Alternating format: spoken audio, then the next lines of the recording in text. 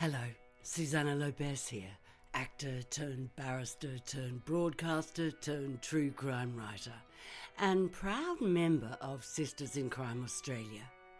Welcome to the Scarlet Stiletto Bites podcast. For over 30 years now, Sisters in Crime Australia has supported our women crime writers, both true crime and fiction, and some criminal literary talent has been unearthed. Among many awards, there's an annual prize for short crime fiction, the Scarlet Stiletto Awards. And for those of you who prefer your stories by ear, in 2023 we commenced this podcast series, Scarlet Stiletto Bites, to celebrate the Sisters' 30th anniversary. Each story is short, but not always sweet. Expect twisted tales, quirky humour, and a frisson of feminism. Please support us by following, sharing, reviewing, and generally spreading the word. We have no paywall. Today's story is Shifty Business, featuring an intriguing central character.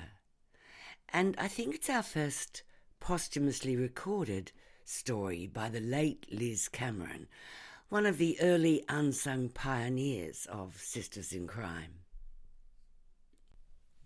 Shifty had planned the murder for weeks, and he may well have pulled it off, except he didn't account for Emma's bladder. It was a foul October evening in Melbourne.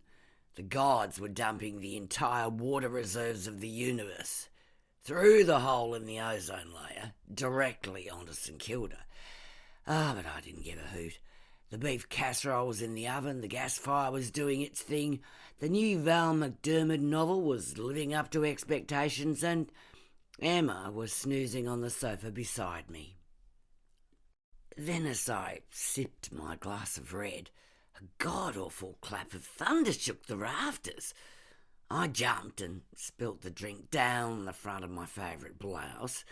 Emma leapt into the air, bolted off the sofa, hit the coffee table and sent the almost full bottle of red flying across my brand new beige carpet. It spread like a gigantic blood splatter, like the gory scene from Val's book. "Oh, shit, Emma, it was only thunder. Look what you've done." Emma wasn't listening. Her entire body was quivering like a lump of black jelly as she tried to get through the sheet I'd hung over the balcony door. Down it came, enveloping her like a shroud. In her efforts to escape, she knocked over a potted palm. I ran to free her before she wreaked more havoc. Leaving her to bark at the storm, I grabbed the salt pot, poured the contents onto the stain, and eyed the result dejectedly, almost in tears. When I bought the unit, the existing carpet was an atrocious green. I had it ripped up and replaced the day before I moved in, barely 2 weeks ago. I'll have to buy a rug to cover that, you know, dog. A huge rug. What's more, Paul can cough up for it. Yeah, and for another bottle of that Grange. That wine was a housewarming present. Oh, it was liquid gold, Emma. I can't afford stuff like that. Paul is going to find that boarding kennels would have been a hell of a lot cheaper than dumping you on me while he basks up in the sun up north. Emma wasn't at all fazed. Her response was to run to the front door, wag her tail madly and bark vociferously. I groaned. "Now? You want to go out now? You do realise it's pissing down out there and it's 2 blocks to the nearest grass?" I'll swear the dog grinned as she danced around with her back legs crossed. 10 minutes later, clad neck to knee in raincoat, I was being dragged along the street by the frantic Labrador.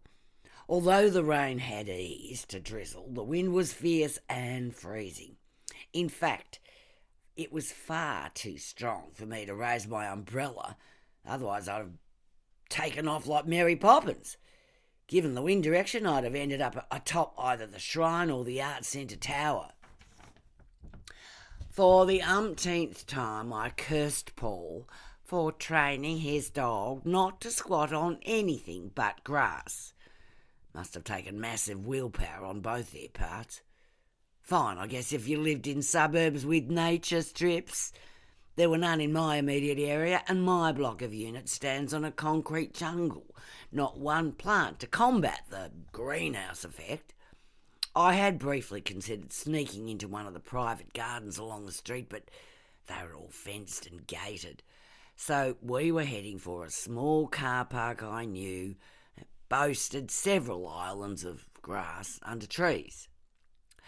Once the dog had completed her business, we set off back along the narrow, badly lit street. Not a soul to be seen. Amazing, since it was only a block back from the hubbub of Fitzroy Street.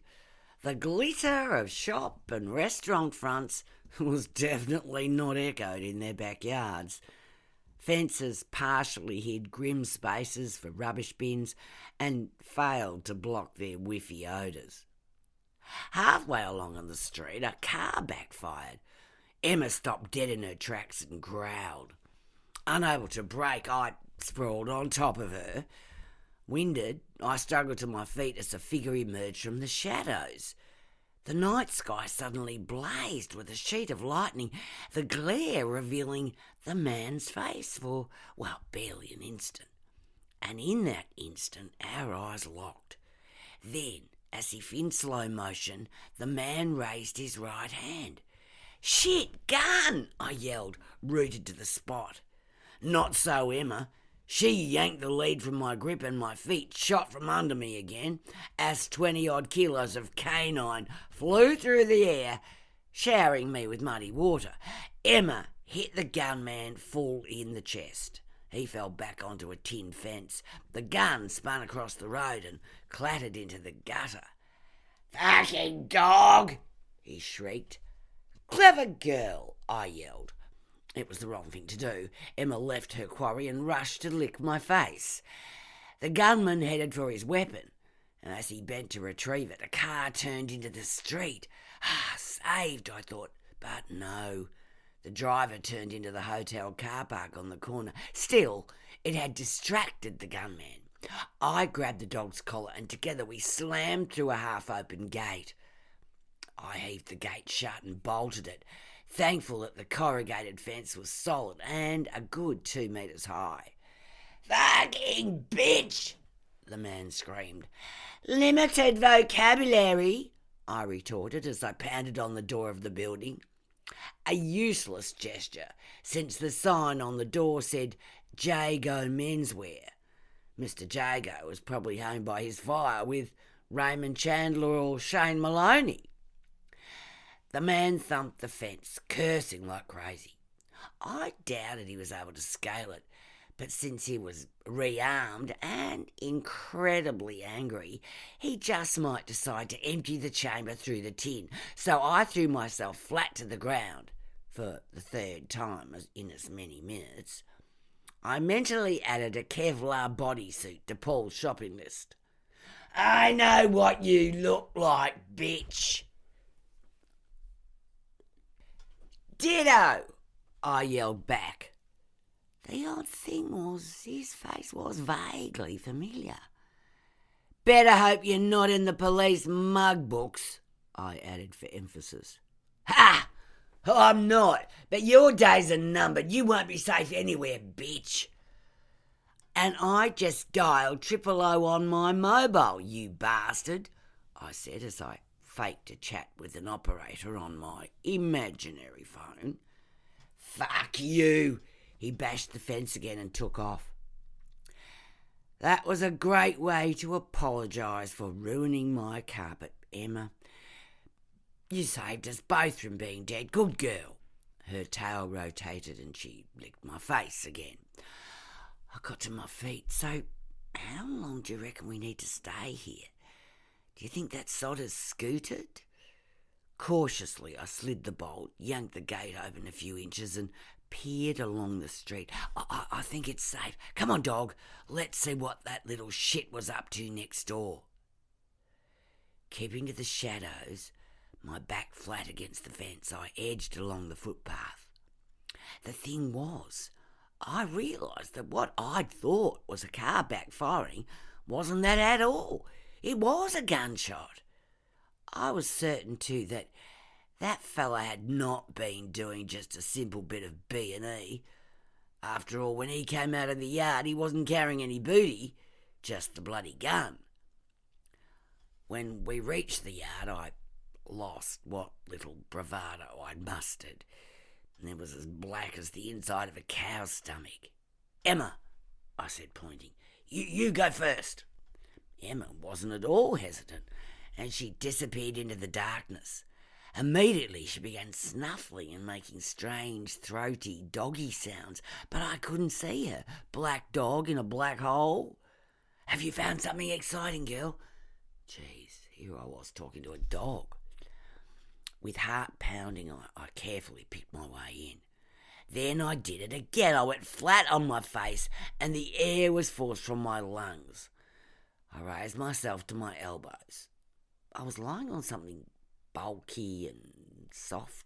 Definitely not a rubbish tin, but maybe a gar bag. Gingerly I felt around, not plastic, material of some kind.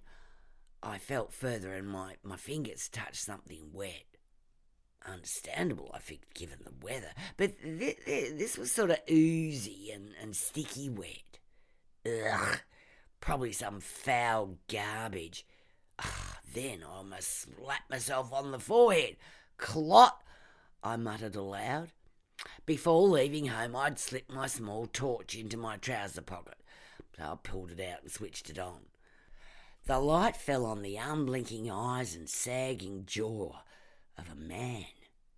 Emma was busy licking his face. "Ugh, Emma, leave off." She looked at me and then back at the body. "Somehow I don't think you can revive him, girl." Even so, I reached and felt his neck. His skin was still warm, but there was not a flicker of a pulse. I pushed myself to my feet. His chest was a mass of blood. I shone the torch on my hand. Oh, yuck, it was covered in blood. "Okay, that's it, Emma, let's scarp her." I grabbed the dog's lead and dragged her to the gate. Whoops! "Stop, you idiot. What if the killer was still lurking out there, waiting to kill you too?" I switched the torch off and peered up and down the street. Once again, there was not a soul in sight. Where was everyone? Where were the police? Then, to add insult to injury, it started to pour. "Oh, come on, Emma, let's make a dash for the pub on the corner." Breathless, I pushed through the hotel doors and rushed to the reception desk, leaving a dripping, muddy trail across the polished tiles. The young man eyed me suspiciously. "Hey, lady, you can't bring your dog in here." "Phone! Where's your phone?" The young man continued to look me up and down. I swiveled and caught sight of myself in the mirror. God, I looked like I'd been dragged through a muddy battlefield. The hood of my raincoat had slipped back, and my usually neat blonde hair hung in a damp, dark mat. My face was wet and grimy, but worst of all, the front of my coat was smeared with blood from my boobs to my stomach. I turned back to the desk. "Phone," I repeated. "I need to call the police now. There's been a murder." "Oh, right, yes, ma'am.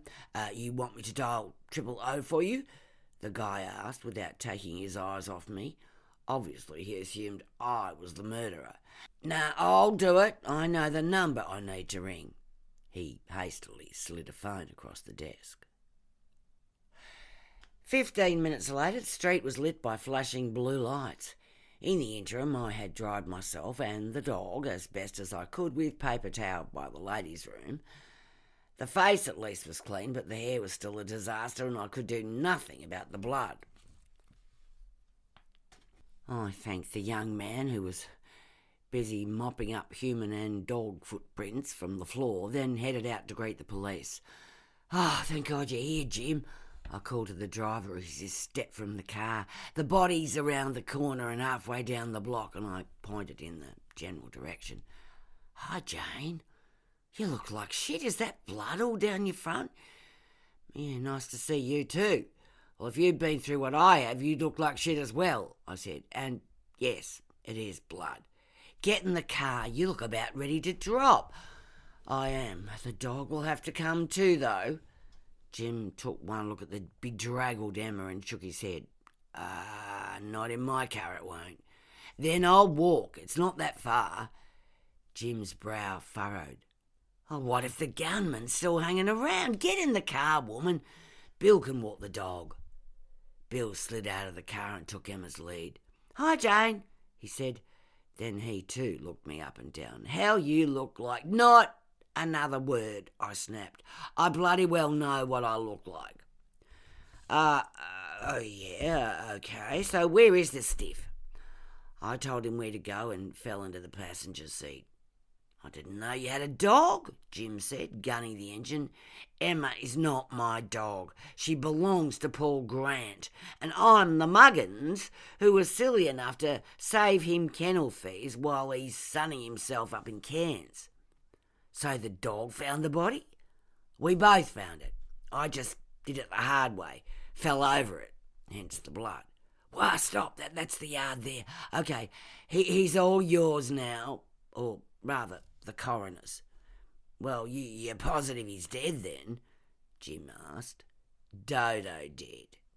And you said you got a good look at the perp? Yeah, thanks to a lightning flash. The odd thing is I sort of recognised him. Great! Nah, not great. It's the kind of face you know you've seen but can't think where from. You know, an out-of-place type face. That sort of face, Jim said. I passed my dentist on the street the other day and didn't recognise him without his white coat and drill. Yeah, exactly that sort of face. Look, it might come to me eventually, I agreed. Well, who better than you to give us a good ID? Not every day the police artist finds a corpse. Well, aren't I the lucky one? And here I was planning a quiet week's holiday, aside from running around the streets looking for grass, that is. Paul is sure going to cop it when he gets back. Certainly didn't expect to be back at my computer tonight. It wasn't Paul's fault you found a body, though. Was too. Do you honestly think I'd have been wandering the back streets in the middle of a thunderstorm for pleasure? Emma needed to do wheeze, no less. Paul's in deep shit then, chuckled Jim. Yeah, big doo-doo. You don't know the half of it, mate. Paul's already mounted up megabucks of compensation and I've only had Emma since 2 this afternoon.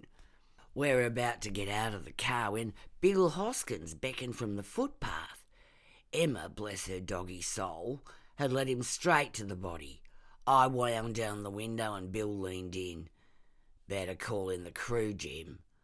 Oh, speaking of the crew, I said, I know it's a long shot and there'll no doubt be hundreds of prints on it, but he did flatten his hands on the fence there. The Wonder Dog smashed him into it. It was 3 hours later that I finally got seated at my workstation and began to bring the murderer's face to life.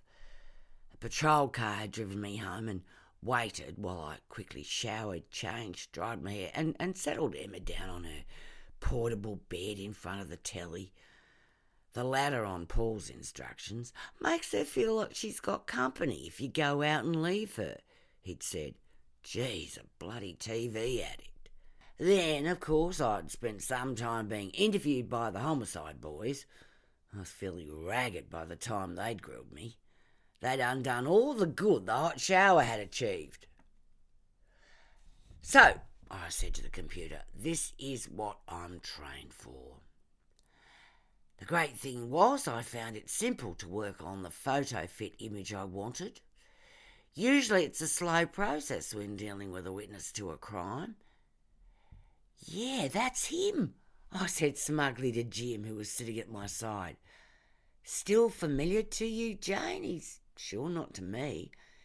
He is, but I haven't got a clue from where. Well, we'll spread his face across the state. Maybe we'll get lucky. Oh, and I forgot to tell you, those print guys lifted 40-odd sets of prints from the fence. Well, that's what I figured. I pushed back my chair. I'm out of here, bushed. I'll get you a driver, Jim said, and I think we'll get a car to watch your place tonight, just in case that little turd followed you home. Oh, do you really think that's necessary, Jim? My guess is he got as far away from the crime scene as he could, as quickly as he could. He thought I had a mobile with me. Oh, can't be too careful. He's killed once, he won't think twice about bumping off the only witness to his crime. I shivered. Cairns was suddenly looking pretty good to me right now. As we rode down in the lift, Jim chatted about mundane things, probably to take my mind off crazy killers. By the way, did you back a winner at the Cup today? Nah, I was going to Caulfield with Leonie, but the dog changed all my plans. Paul's flight left at 3 and he dropped her off on the way to the airport. So I didn't even get into the sweep here. So my day was a washout. Jim chuckled. Yeah, literally a washout. When you came out of that pub, you looked like you'd been in Cyclone Tracy. Don't remind me, okay? Before I fell into bed, I looked out the window. The unmarked car was still across the road, keeping vigil. Comforting. Also, I moved Emma's bed just inside my bedroom door. Mind you, I had no idea whether she'd attack or welcome an intruder, having seen her licking the corpse's face. I did have to wonder. I read a few pages of my book and then turned off the lamp and snuggled beneath the doona, but tired as I was, sleep eluded me. I kept playing back the night's events over and over in my mind, trying to recall where I'd seen the killer. Finally, I got up to make a mug of cocoa in the microwave, and while I was heating, I wandered back to the living room, slid the door open and stepped onto my minuscule balcony.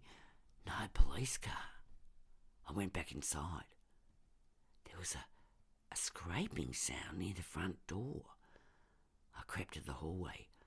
More sounds. Metal on metal. Cursing myself for not having put a chain on the door, I looked frantically around for a weapon. No baseball bat, no hockey stick, no brass candlestick. Just my soggy raincoat hanging limply on the hook behind the door. Then I spotted the fly spray on the hall table, my trusty spider killer. I grabbed the spray and coat and stood behind the door, pulse racing. The door opened slowly and the first thing I saw was a hand with gun. Finger on the spray nozzle, I reached round the door and gave him a continuous burst of Peebo. He let out a chain of expletives and the gun went off. Chunks of plaster fell from my ceiling. He'd shot a dirty great hole in it. I slammed the door on his hand.